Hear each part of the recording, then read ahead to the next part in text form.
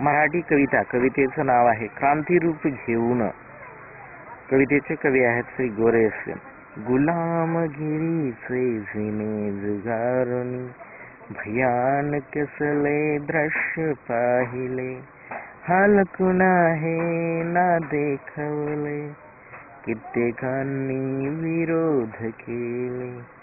तलवारीचे स्वरूप बनून कुणी इंग्रजा उडविले, रक्त कुणाचे झरी सांडले, क्रांती बीज असे हे अंकुरलेले.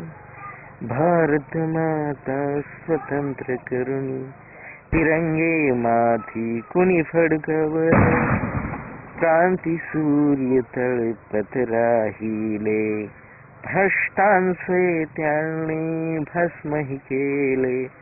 इतिहास फुला पुढे ठेवून क्रांतिदीप हा हाती घेऊन, दुःख दलितांचे दूर करून करीन मित्र हुतात्मे सारे.